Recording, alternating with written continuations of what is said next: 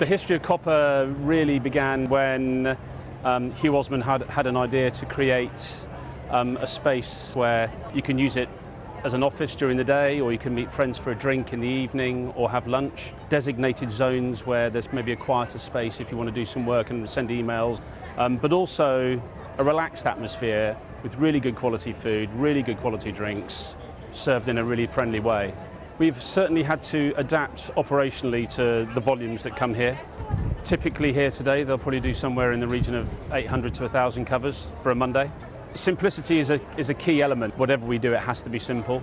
And that's a mantra we live by in the kitchens, that when we're developing dishes and we're developing menus, we look at everything from how many times a dish has to be touched. We call it touch points. The more times you do it, obviously, the more complicated it is, and the more time there are the risk of errors. We're also really diligent about the numbers of ingredients. We don't believe in huge amounts of ingredients on a plate. Really simple food should be great quality food that's simply prepared and looks very simple on the plate, but beautiful. So a waiter has created an order on their handheld device, and they'll send the order to the kitchen. The technology disseminates each dish and scatters them around the kitchen. So only on each screen will the relevant dish be displayed at the relevant time that it takes to cook.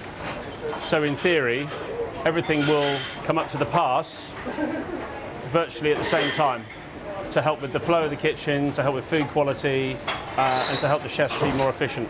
That's the logic behind it. There is a plancha section, a larder section, pizza, pasta and hot starters. So there's quite a lot of information that has to be taken apart and distributed out. This screen behind me sees everything. That's the expo or pass screen, and that chef is the guy who's running the kitchen.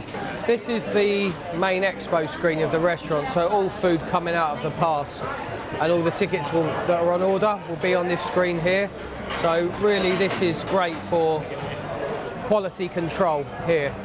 So what I'm actually seeing on this screen is each individual check that the restaurant's coming in and therefore coming out the restaurant. For quality and ease of service, this is, makes a very big difference. Obviously, you're losing all the paper check side of things. Okay, so there are lots more control as well with the features that you can do on the system, as in prioritising certain tables so that the chefs know that they're on a rush, or prioritising certain items, dishes.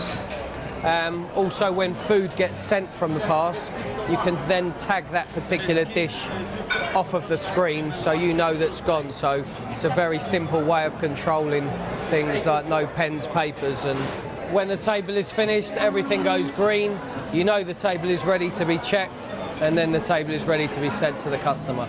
As I say, it just makes speed of service and ease of service very good without losing that communication in the kitchen. Having chefs who are sort of stressed out and don't enjoy service, that's the last thing we want to create.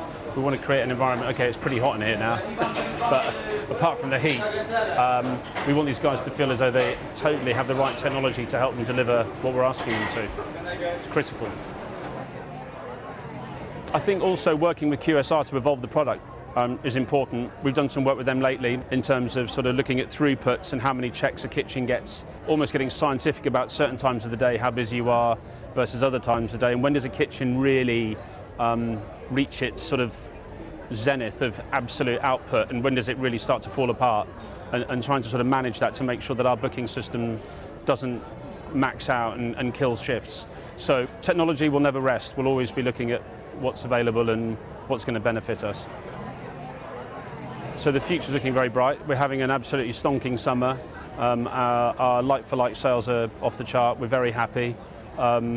Like any business, we will always look to maximise our profit, but not at the expense of the guest or the teams who work for us and for the quality of what we use. But fast forward 12 months, I think you'll see more Coppas out there. Fast forward 2 years, and we're going to see a lot more Coppas out there.